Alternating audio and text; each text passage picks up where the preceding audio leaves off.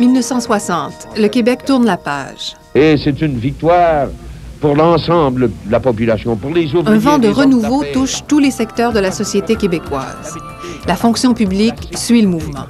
Il y a des événements quand même marquants là, qui ont marqué le début des années 60. Il y a eu l'élection du Parti libéral en 60. On sortait de l'ère de Duplessis. Il y avait donc une effervescence dans la fonction publique. La fonction publique devenait vraiment une machine efficace là, qui voulait être au service de la société. Et c'est ainsi qu'en 1962, le syndicat des fonctionnaires provinciaux voit le jour et qu'en février 1964, les ingénieurs du gouvernement se regroupent en une seule organisation. En 1964 toujours, la révision du Code du travail vient consacrer le droit à la syndicalisation du personnel de la fonction publique. Mais en juin, le premier ministre Lesage annonce que le personnel de la fonction publique est soustrait au Code et soumis à un régime distinct. De là est née la loi sur la fonction publique, promulguée en 1965. Je représentais, moi, les professionnels là-dessus et c'est ce qui a amené l'élargissement de la loi, du Code du travail, pour permettre aux professions de se syndiquer, mais en autant que les professions se syndiquent séparément les unes des autres. Alors, on a formé le syndicat. Ce premier syndicat se forme en 1965 et réunit 6 groupes de professionnels. Tout ce qui changeait, c'était le seul élément de différenciation. Souvent, c'est la même fonction. C'était seulement la préparation, la formation académique. Alors, on s'est aperçu qu'on avait beaucoup de choses en commun. Les négociations s'amorcent. Les causes, on les retrouve presque encore les mêmes aujourd'hui, c'est-à-dire le statut professionnel.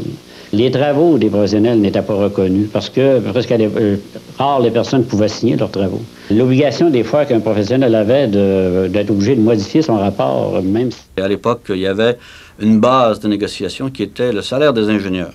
Et comme les ingénieurs, tout était rattaché dans le fond au salaire des ingénieurs, qui était le salaire le plus stable à travers tous les corps de professionnels, même à travers le Canada, tout était rattaché au salaire des ingénieurs. Et comme les ingénieurs négociaient pour changer leurs conditions de travail, ça changeait les conditions de travail de tout le monde. Donc, le gouvernement ne voulait pas bouger.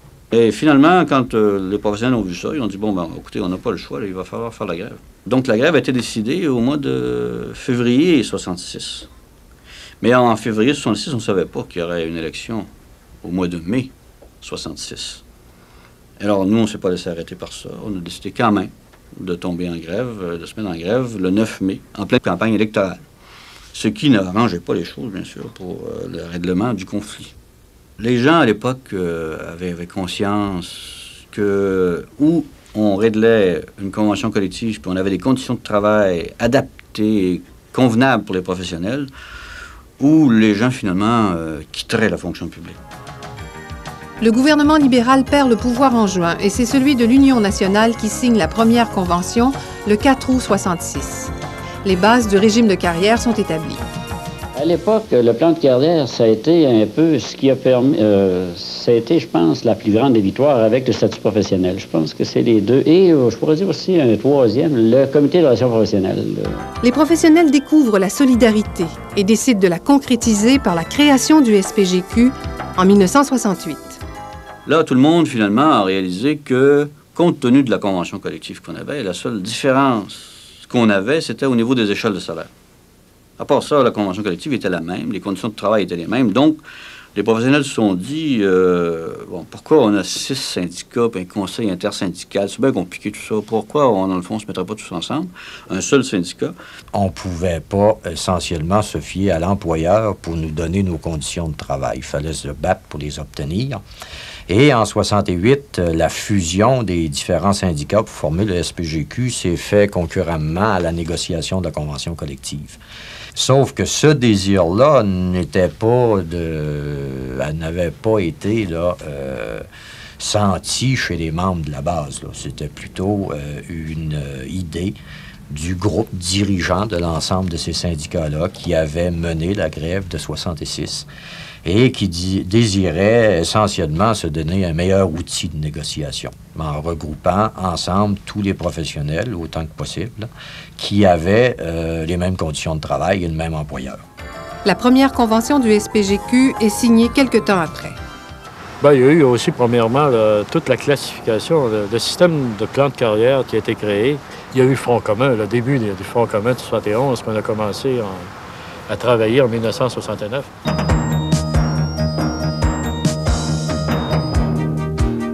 Le président du SPGQ, Jean-Paul Brassard, émet l'idée d'un regroupement des syndicats des secteurs publics et parapublics afin de former un front commun en période de négociation. Pourquoi pas faire une séance d'animation pour inviter tous les gens de la CSN qui sont dans le secteur public? C'est en été au Dauphin à Drummondville un samedi. J'animais la réunion. Puis là, on commençait à parler de ce phénomène-là. Qu'est-ce qu'on ferait dans la prochaine négociation si on allait encore seul? L'idée fait graduellement son chemin et les 3 grandes centrales syndicales forment le Front commun. Le SPGQ en fait partie. Je trouvais que c'était une très bonne initiative, d'ailleurs, que les syndicats ont eu de se regrouper pour former un front commun. Et avec ce front commun-là, ça a permis au moins d'aller chercher le salaire minimum pour les plus bas salariés. Après une grève de 24 heures, le 28 mars 1972, la négociation aboutit rapidement à une impasse. Le 11 avril, la grève générale illimitée est déclenchée. Après 9 jours de grève, le gouvernement adopte des lois forçant le retour au travail et met sous arrêt les 3 chefs syndicaux. La même année, une nouvelle équipe est élue au SPGQ. Elle poursuit la négociation déjà amorcée, qui sera réglée en 1973, et s'engage dans une réforme des structures et des statuts du syndicat, qui compte alors 3000 membres. Alors évidemment, en 1966, au moment où on a fondé les syndicats, on les a fondés sur la base des affinités professionnelles des gens. Par conséquent, la structure par profession, en 1966, était tout à fait adéquate, évidemment, pour répondre aux besoins du syndicat. Mais rendu en 72, puis rendu avec l'ampleur du syndicat où il était rendu à ce moment-là, cette structure-là était devenue inadéquate. Il n'y avait pas la structure qu'on a aujourd'hui. En fait, on ressemblait comme structure syndicale à un gros syndicat d'hôpital qui aurait eu juste un quart de travail. Et on faisait une assemblée générale annuelle à Drummondville pour ceux qui voulaient y aller. Et c'est à cette époque-là que l'équipe de Doré a été élue, justement en décembre 72, pour réformer le syndicat et lui donner une structure plus adaptée à sa réalité provinciale, pour le nombre de membres qu'il avait, puis une structure plus participative, parce qu'on était tous des gens qui croyaient beaucoup à plus de démocratie dans le syndicat et à beaucoup plus de participation et de représentation à la base. En 1975, un nouveau front commun intersyndical se met en branle en vue des négociations. Le SPGQ participe aux préparatifs, mais les membres refusent la hausse de cotisation réclamée par la CSN. Le syndicat quitte la centrale et poursuit seul. 1976, les négociations sont rompues. La proximité des élections précipite un règlement en octobre, après 18 mois de pourparlers. Le 15 novembre, le Parti québécois est élu. J'ai jamais pensé que je pouvais être aussi fier d'être québécois que ce soir. Jacques Doré, président à l'époque, rappelle les faits marquants de cette période. On a été surtout centré sur 2 sujets. D'abord, le sujet du changement au sein du syndicat lui-même. Puis le deuxième élément sur lequel était centrée l'activité du syndicat, c'était vraiment les changements qui se passaient de façon très importante puis très active au sein de la CSN. Graduellement, cependant, les changements à la CSN ont provoqué des remises en question. Et c'est donc en 1977, au moment où le syndicat a décidé de se désaffilier, les membres ont décidé de se désaffilier. En 1977, changement d'équipe à l'exécutif du SPGQ. Un SPGQ qui vit la désaffiliation. Bien, le principal problème qu'on a connu suite à la désaffiliation de la CSN, ça a été la division à l'intérieur des rangs même du SPGQ. À ça s'ajoute le problème qu'effectivement, on devait envisager notre avenir comme syndicat, isolé complètement du reste du mouvement syndical organisé, n'appartenant pas à une centrale syndicale, et on devait essayer de se débrouiller dans ce contexte. L'élection du Parti québécois, quelques mois avant notre élection à l'exécutif du SPGQ, donnait espoir à beaucoup de membres qu'il y aurait des changements significatifs à l'intérieur de la fonction publique. Élu sur la foi d'un préjugé favorable aux travailleurs, le PQ met ce préjugé à rude épreuve en déposant en 1977 le projet de loi 53, modifiant la loi sur la fonction publique. Le syndicat s'y oppose et reçoit l'appui des fonctionnaires. Le projet de loi est retiré, mais l'année suivante, la loi 50, presque identique, est adoptée. La pseudo-réforme de la loi sur la fonction publique de Denis de Belleval, le ministre de la fonction publique de l'époque, comportait 2 ordres de problèmes là, par rapport aux employés de la fonction publique et plus particulièrement par rapport aux professionnels du gouvernement. D'abord, dans le projet de loi 53 et par la suite le projet de loi 50, il y avait toujours des restrictions considérables au champ du négociable, c'est-à-dire les sujets sur lesquels on peut conclure une entente au terme d'une convention collective avec un employeur. Ces questions-là, c'est des questions très importantes et ça n'a pas changé depuis le temps. C'est la classification, c'est l'organisation du travail, c'est les plans d'organisation dans les ministères, etc. Deuxième élément, c'est que dans le projet de loi 53, puis par la suite le projet de loi 50, il y avait des dispositions qui nous laissaient croire que l'employeur avait l'intention de modifier substantiellement le régime de carrière qu'on connaissait dans la fonction publique depuis les années de la Révolution tranquille et particulièrement depuis la négociation historique de 1966.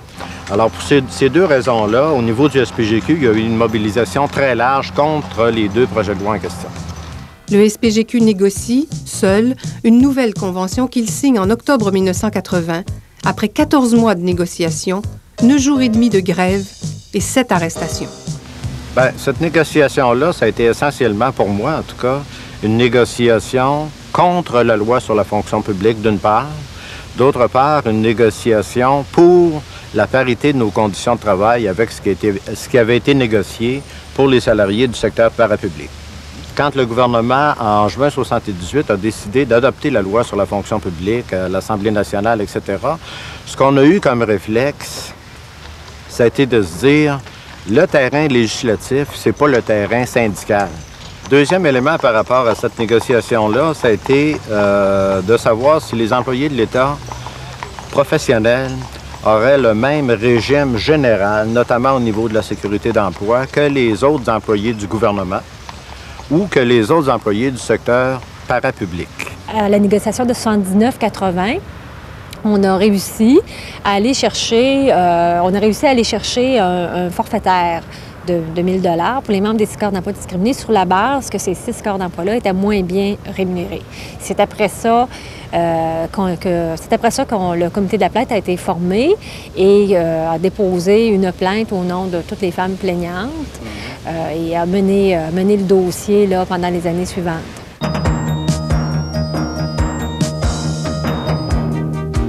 Depuis quelques années, l'arrivée en plus grand nombre de femmes professionnelles est l'occasion pour le syndicat d'adapter ses structures et son organisation à cette nouvelle réalité.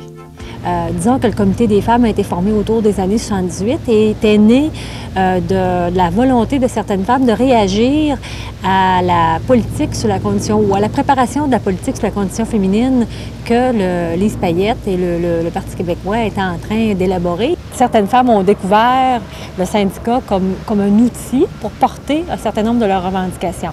Au début des années 80, c'est que le comité des femmes a voulu se donner un outil pour enrichir, pour s'informer d'abord sur la situation des femmes professionnelles et aussi enrichir ses analyses et ses revendications auprès de l'employeur. On avait fait l'hypothèse que ce serait possible d'avoir une femme dans chaque milieu, dans chaque ministère ou dans chaque section pour former un large comité. Elles sont malgré tout peu nombreuses. Elles sont distribuées inégalement dans les différents ministères. Et finalement, sur le territoire du Québec, elles sont également très dispersées. C'est sûr que de plus en plus, les femmes osent intervenir au niveau des structures du syndicat et osent faire valoir leur point de vue, même s'ils dérangent, parce que c'est ça la difficulté majeure. Cependant, je suis une éternelle optimiste et je me dis que c'est inéluctable. Il y a un mouvement absolument irréversible et cette place-là, je veux dire, on va la prendre. On en a déjà pris une partie. Mais c'est sûr que ça aurait pu aller plus vite. Ce qui nous a pas aidé, je pense, entre autres, la période des décrets, ça a été, là, je pense, pour les femmes, là, entre autres, là, un arrêt sûrement de 5 ans au moins, là. Le gouvernement désire depuis quelques années restructurer la fonction publique. En 81, il tente un premier essai avec le projet de loi 12, dont le but, encore une fois, est de modifier la loi sur la fonction publique. Mais le SPGQ s'oppose aux articles menaçant la sécurité d'emploi, qui finalement ne seront pas promulgués. Le gouvernement s'essaie une deuxième fois avec la commission Bisaillon, dont le rapport introduit le principe du mérite et les mesures de rétrogradation et de révocation. Le SPGQ, avec les autres syndicats, s'y oppose. En avril 82, l'État propose de réouvrir les conventions. Son but, baisser la rémunération et récupérer plus d'1 demi-milliard, car la crise économique bat son plein. La proposition est rejetée par les syndicats. Pour sa part, le SPGQ propose au gouvernement un plan pour relancer l'économie. D'abord, les coupures de salaire, là, on parle du moins 20 pendant 3 mois. À mon avis, ce n'est pas l'élément central. Et ça a été la baisse permanente des salaires. Donc, il y a eu une période de 4 ou 5 ans avec les mêmes salaires, là, des petits montants forfaitaires à travers ça, mais le même taux de salaire.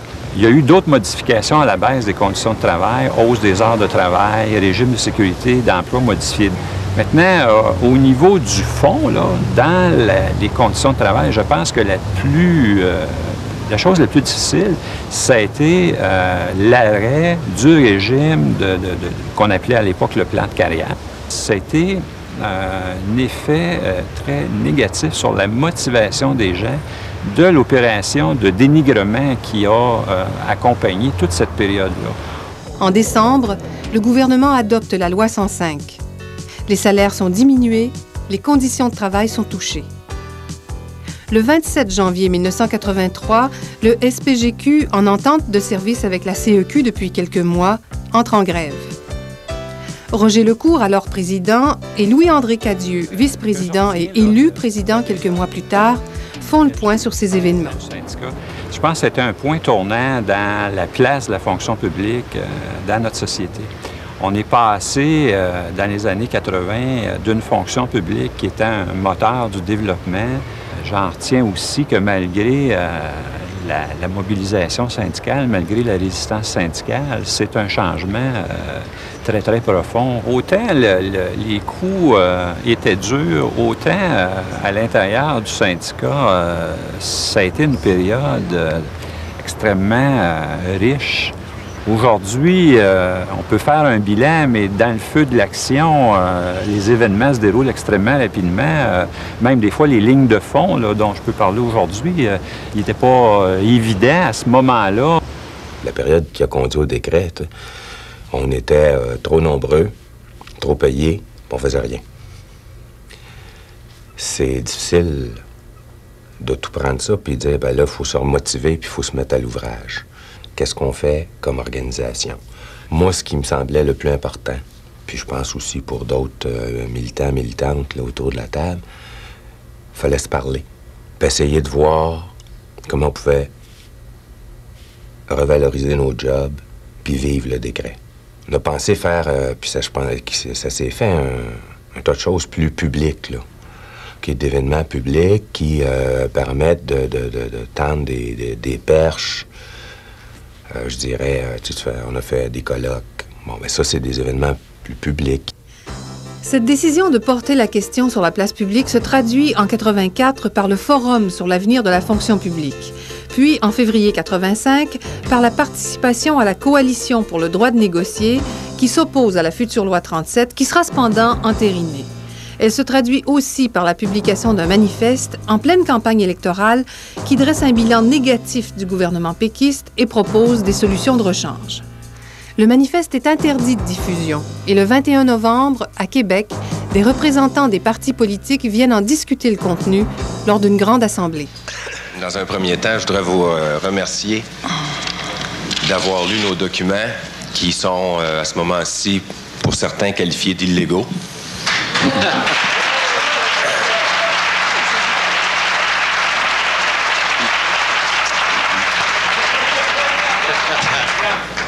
J'espère que vous lirez aussi nos demandes lors de la prochaine négociation.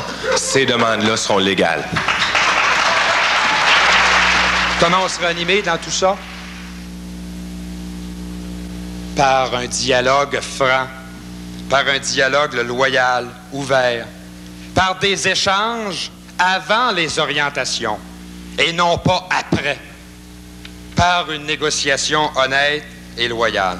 Vous me demandez si nous enlèverons des restrictions en matière de négociation. Nous n'avons pas l'intention et je crois que c'est préférable de vous le dire le plus clairement possible, nous n'avons pas l'intention d'abroger la loi 37.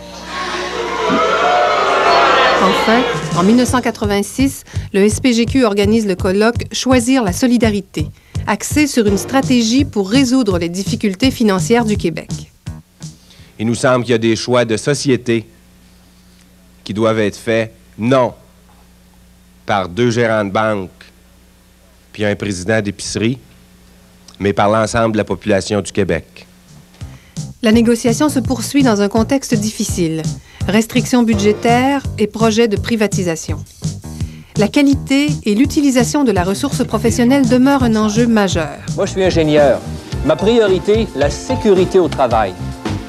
Je suis agronome. Ma priorité, bien nourrir le Québec. Moi, je suis biologiste. Ma priorité, la qualité de l'eau. Je suis économiste. Ma priorité, c'est le développement de l'emploi. Voilà le plus important groupe d'experts conseils au Québec. Les professionnels du gouvernement, des gens indispensables. Toutes nos compétences sont à votre service. La convention est signée en mai 1987, après de nombreux mois de négociations et 2 jours de grève. Mais rapidement, on est entré dans la période de préparation d'une ronde de négociation. Puis, moi, je pense que c'est là que c'était le plus difficile. Parce que, là, je veux dire, faut tirer un certain nombre de leçons de comment s'est conduit la dernière ronde de négociation. Faut concilier l'ensemble des demandes. Là. Puis, moi, je considère qu'on s'est présenté à la table de négociation quelque part en 85. Là, on avait tout concilié. Dans l'année qui a suivi la signature de la Convention, bon, il y a eu des discussions. La Convention a été prolongée d'1 an. En 1988, le gouvernement et le SPGQ signent une entente concernant l'évaluation des emplois. La négociation s'amorce en juin 1989 et se poursuit jusqu'au printemps 1991. La qualité des emplois, la classification, l'évaluation, le rattrapage salarial et l'équité salariale sont au cœur des revendications. Bien, je pense d'abord qu'on a eu une négociation qui s'est déroulée, s'est préparée sous un mode un peu différent, qui a été précédé par des travaux très en profondeur sur certaines grandes questions, qui ont fait donc qu'on a dû faire beaucoup de discussions entre nous à l'intérieur du syndicat avant l'étape finale de la négociation. Un symbole de la discrimination systémique. Le SPGQ vous invite à écouter le... de négociation. Aujourd'hui, 300 femmes du syndicat des professionnels du gouvernement québécois se sont déguisées en hommes. Les professionnels en ont profité pour se débarrasser de leur vieille convention collective et réclamer la signature d'une nouvelle entente. Même des denrées alimentaires pour les plus démunis. Les membres, à mon avis, sont toujours les meilleurs juges et ils nous ont dit, un grand nombre d'entre eux, qu'ils avaient effectivement estimé qu'il s'agissait d'un bon succès.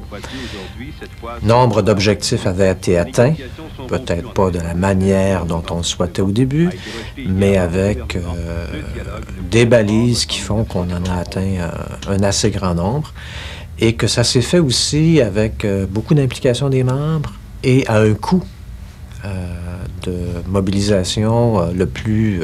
non pas que ce soit ça qu'on ait cherché, mais au fond, on est en mesure d'atteindre ces résultats-là avec un coût monétaire pour les membres le plus limité possible.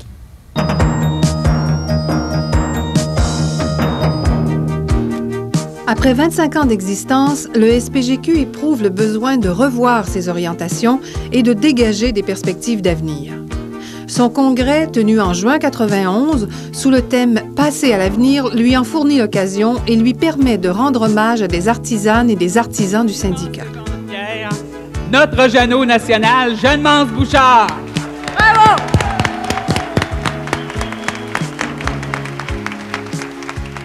Je ne regrette pas mes 25 ans de syndicaliste. Au contraire, pour moi, ça a été très enrichissant et je pense que j'aurais pas pu faire autre chose que ça.